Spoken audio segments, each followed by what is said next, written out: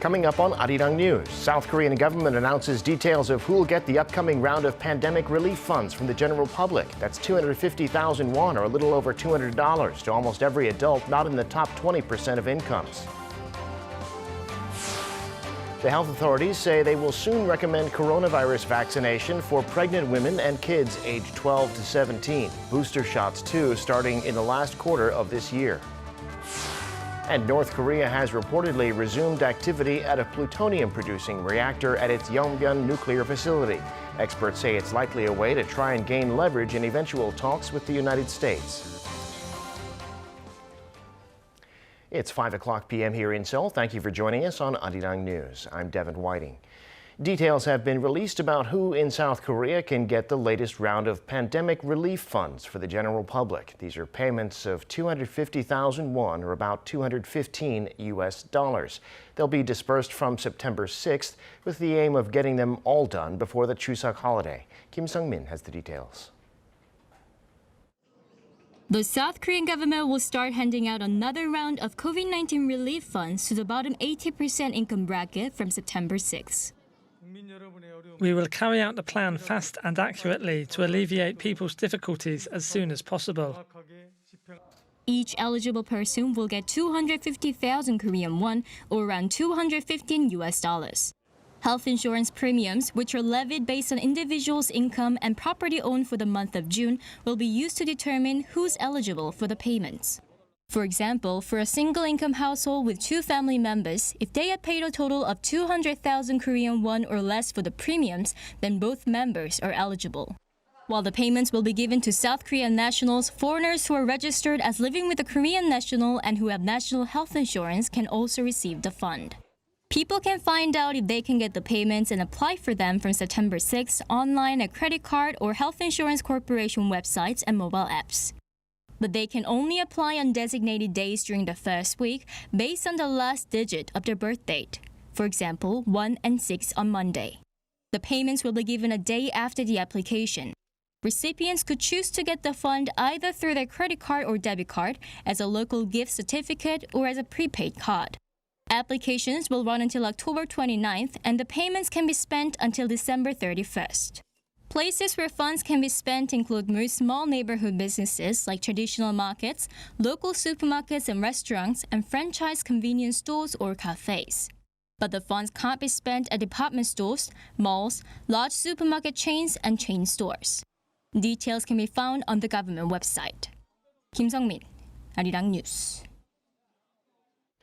Finance Minister Hong Nam-gi has unveiled a national blueprint for nurturing Korea's so-called Big Three industries, namely semiconductors, biohealth, and next-generation vehicles. Hong said the government will earmark $5.4 billion to support these 3 key industries in its budget proposal for next year, an increase of 43% from this year.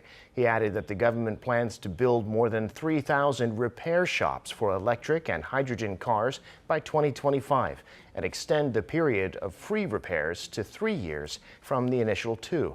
The government will also seek to train more than 46,000 mechanics for next-generation cars by 2024. As some countries ease their rules on travel, data show South Koreans are spending more money overseas. According to the Bank of Korea, the amount of money spent overseas by South Koreans using credit and debit cards came to a total of $3.37 billion in the second quarter of this year, from April to June. That's an increase of 80% from a year earlier in the first months of the pandemic. Also, compared to the previous 3-month period, there was an increase of more than 31%. The Han River in Seoul has a new bridge, number 31, opening this Wednesday, September 1st. It's been 11 years in the making. This is the World Cup Bridge. It goes from the World Cup Stadium area in western Seoul across the river. And there it'll link to another new road opening the same day. That's the Seobu Underground Expressway, which will run beneath the crowded Seobu Expressway, diverting around 50,000 cars a day. With the bridge and the new underground road, officials say that'll reduce a 30-minute trip to about 10 minutes. It'll be free for the first 2 weeks, but then there'll be a toll of 2,500 won, or about $2.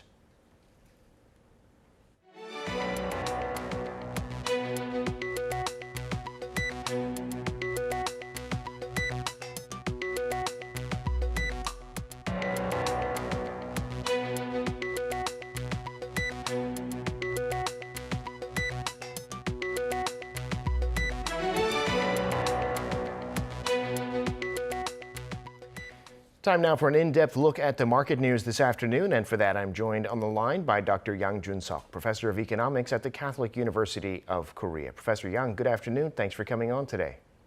Happy to be here. Well, the Federal Reserve's Jackson Hole Symposium, which we discussed last week, was held on Friday, and officials, including Jerome Powell, indicated that tapering could occur this year, but the Fed is not in a hurry to raise rates. Some are talking November for an announcement. What do you make of the situation, Professor? Okay, well, probability is high that the tapering will begin this year. Chairman Powell did emphasize that if things go the way that they do, then the test that the Fed has for reducing the purchases of $120 billion worth of bonds per month will be met, both for inflation and maximum employment. Now, Powell did leave the possibility that if the situation changes because of the spread of the Delta variant, tapering may be delayed. Most of the analysts believe that the August employment numbers are due very soon. So if the August numbers do show that the recovery is continuing, then the announcement for the tapering will be made around September or October, and the tapering will begin in November or December. Now, as you mentioned, Chairman Powell did also emphasize that the decision for raising the interest rate is separate from the beginning of the tapering. Powell emphasized looking at absence of broad-based inflation pressures. In other words, inflation is concentrated on few goods, such as used cars, lodging, and airfare. And inflation on these few items are now moderating rather than accelerating. And looking at the wage data, looking at the inflationary expectations, and looking at the past history of about 25 years, the Fed still strongly believes that the high inflation that we see in the United States, while higher than expected, is expected to be temporary.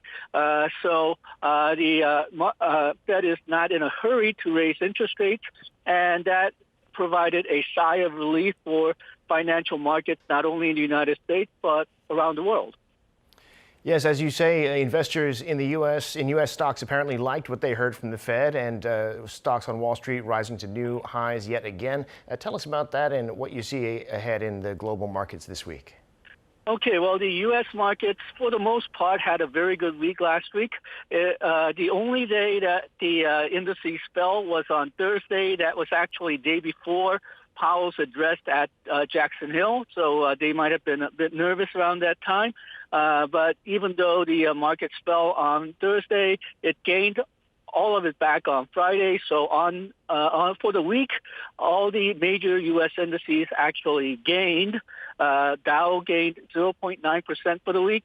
S&P gained 0.8% for the week, and NASDAQ gained by 1.2% of the week. And as you mentioned, the S&P and NASDAQ hit historical highs. Now, again, the markets do believe that tapering will likely begin sometime this year because Powell separated the tapering decision and the interest rate decision. The market seems to be relieved that the interest rate will not rise in the near future. European markets also fell on Thursday, but rose on Friday. But for the week, it had mixed results. CAC had a large fall on the 19th. It recovered somewhat, but it was more or less level for the week, and it is still not recovering to the high levels that we saw on mid-August. DAX was up and down for about the week, but about level throughout the week. FTSE was rising for the week. Asian market was all mixed as well. Last week, Nikkei and Shanghai rose early in the week, then leveled off. Hang Seng fell somewhat for the week as a whole, but all these European and Asian markets, they're following the signal from Friday's U.S. market, and they're all rising today. Well, today, Korean stocks were up too, despite foreign investors continuing to sell and retail investors seeing a chance to take some profits. Strength today in some shipbuilders, construction, and so on. Tell us about the domestic market. Okay, well, last week, it was early part of the last week, it had a rise and leveling off. And it is still rising slowly, and today the markets rose fairly strongly. What was really surprising over the last week was that on Thursday, the Bank of Korea finally raised the interest rate by 0.25%, and the market basically just shrugged it off. On Thursday, the Korean stock market did not fall at all. Now, while most large investment institutions did believe that rates would rise in August, there was still a significant proportion of analysts who thought that rates would be frozen. So it's interesting to see that market as a whole just shrugged off the increase in the interest rates. But for August as a whole, largely because of foreigners selling off Korean stocks, they sold about 7 trillion won's worth of Korean stock on the net. Kospi lost about 2.45% over the last month, and Kosdaq lost about 0.57% over the last month. For today, Kospi ended at 3144.28. It rose 0.33% today. Institutions bought, foreigners and individuals sold.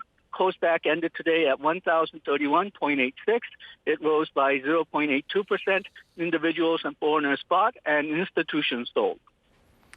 And finally, Professor, this week we'll have the government's budget proposal for next year, also data on Korea's exports for August, and a jobs report in the U.S. What's on your radar this week? Okay, well, as you said, the government budget proposal is due tomorrow. The big question is how much over 600 trillion won it will be. Originally, if you look at last year's long-term budget proposal, this next year's budget was supposed to be 589.1 trillion won. That's rising 6% over the budget for this year. But now President Moon and the ruling party said they're going to increase spending even more.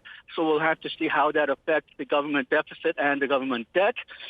Financial Supervisory Commission on Wednesday will issue financial stability report that includes the levels of debt and the effect, what effect that the interest rate rise would have on Korea, not just the past one, but also possible future rises as well.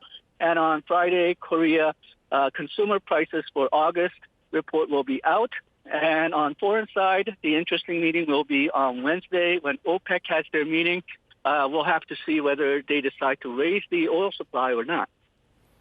Indeed. All right, Professor, we'll have to leave it there for today. Thank you, as always, for sharing your insights. We appreciate it.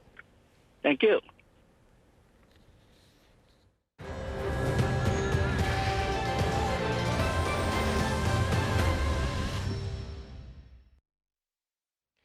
Coronavirus vaccines will soon be available in South Korea for pregnant women and kids aged 12 to 17. And as the vaccine campaign speeds up, the government is now talking booster shots.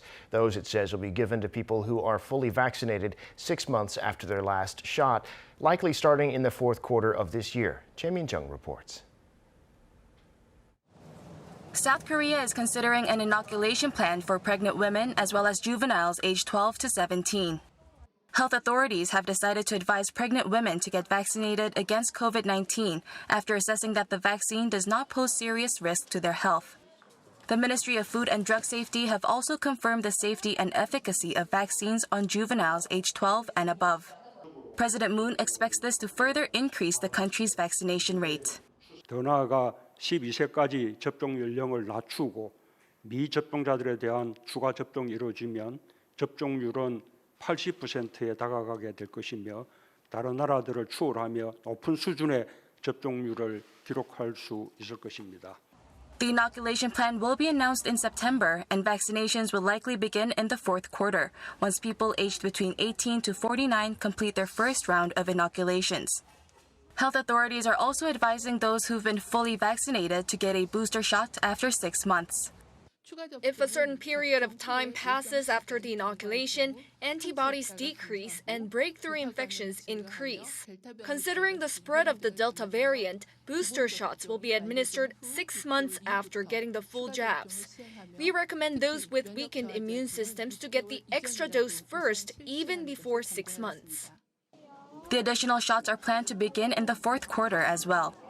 On Monday, the Ministry of Food and Drug Safety also announced that the contaminated Moderna vaccines found in Japan are from a different batch from the vaccines imported to South Korea. This comes as Japan's Okinawa prefecture identified foreign substances in a batch of the Moderna vaccine. The government is currently in talks with Moderna on fixing the supply schedule for 6 million doses of its vaccine. The doses are expected to arrive in the country this week. Choi Min-jung, ARIRANG News.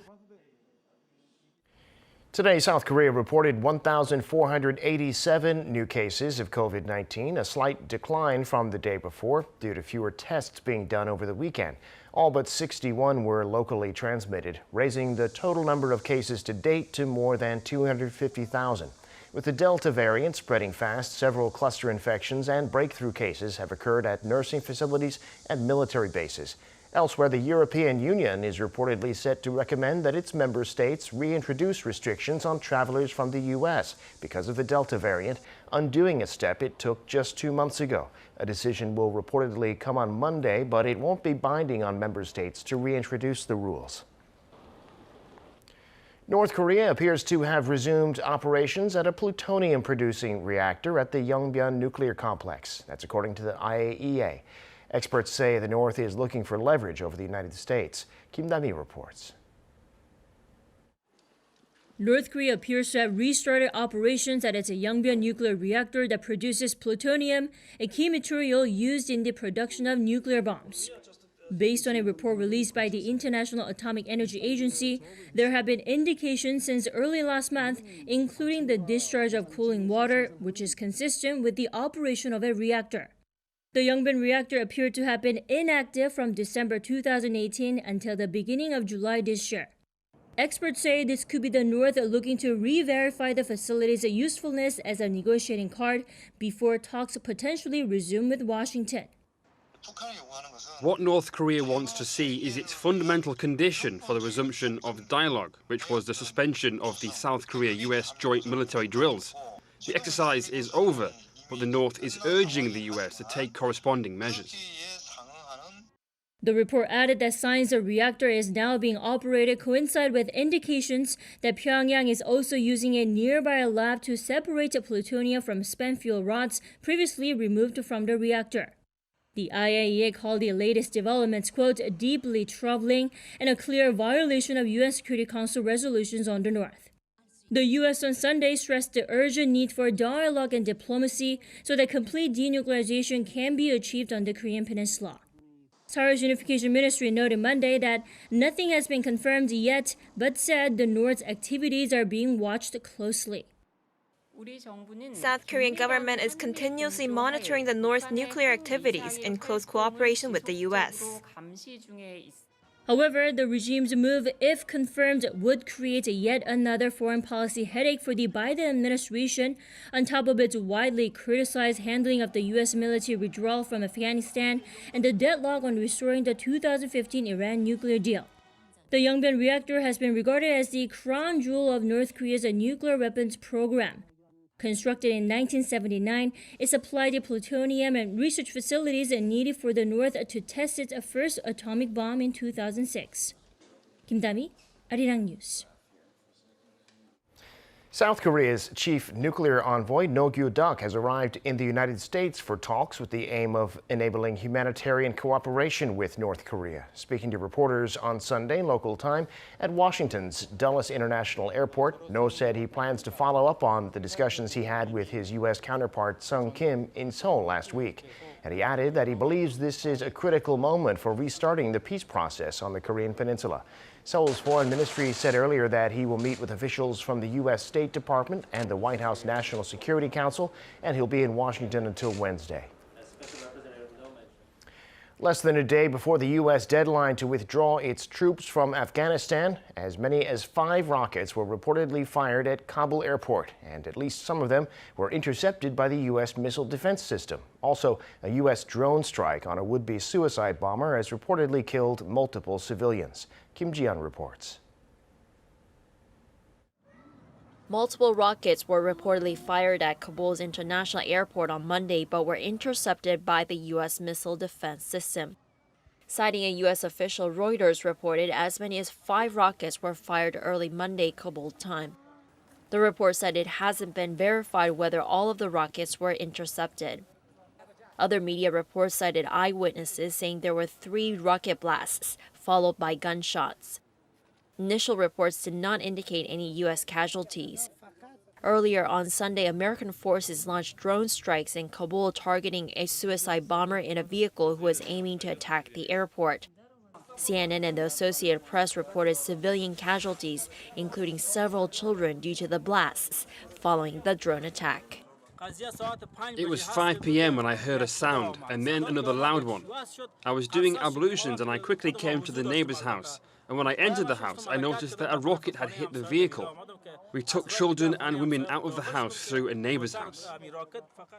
Navy Captain Bill Urban, a spokesperson for U.S. Central Command, which oversees U.S. forces in the Middle East and Afghanistan, said the military was aware of reports of civilian casualties and had launched investigations.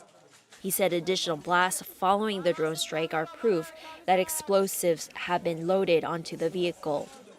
This is the second known U.S. response to last Thursday's suicide bomb attack outside Kabul airport that killed 13 American troops and nearly 200 Afghan civilians. The U.S. military said it had conducted an airstrike against the Islamic State in Afghanistan on Saturday, likely killing an extremist leader described as a planner for the organization. In an interview with CNN, a Taliban spokesperson strongly condemned the U.S. conducting military operations on foreign soil, adding it should have notified the group in advance. Flight evacuations continued to take place amid increasing concerns of further attacks on Kabul airport as the U.S. enters its final phase of Afghanistan troop withdrawal ahead of the August 31st deadline. Kim Ji-yeon, Arirang News. And nearly 100 countries have issued a joint statement saying they'll continue to take in at-risk Afghans beyond the deadline for U.S. troops to pull out. The statement released by the U.S. on Sunday said the Taliban has assured safe passage to all foreign nationals and Afghan citizens with travel authorization. Countries joining the statement include South Korea, other U.S. allies, and many European countries. They say they will continue to issue travel documents to at-risk Afghans and foreign nationals there, and they expect zero interference from the Taliban. There's growing interest in a new online meeting space and virtual world, really, known as the Metaverse. It's a space you can walk around in virtually through your smartphone. And now ARIRANG TV has become the first Korean broadcaster with a presence in the Metaverse. You can visit us using the app Sept. Yongbyon reports. Viewers around the world used to visit the Arirang Town building in Seoul to see their favorite K-pop stars or to watch television programs in person. But due to the COVID-19 pandemic, all that has changed and offline events have been shelved.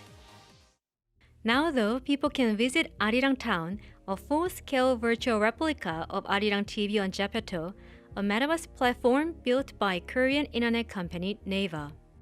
It is the first of its kind by a broadcast network, as it allows visitors to tour some of ARIRANG TV's programs, like Simply K-pop Contour, which hosts K-pop concerts.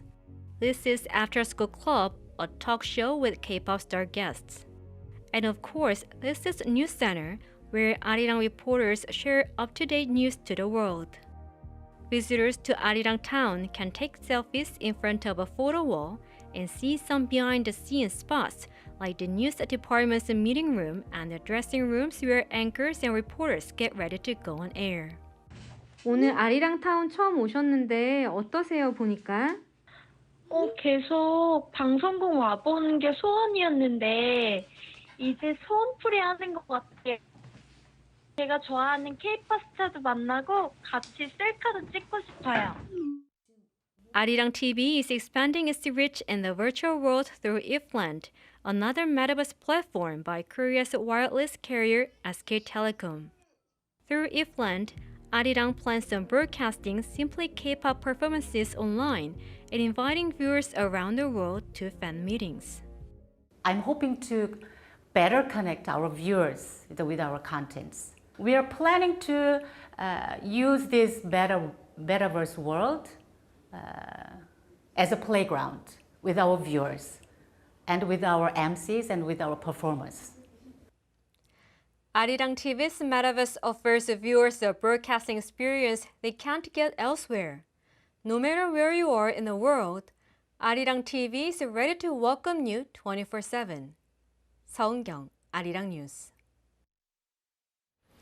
And that brings us to the end of this newscast. Thank you for watching. More live news coming your way at 7 p.m. Korea time.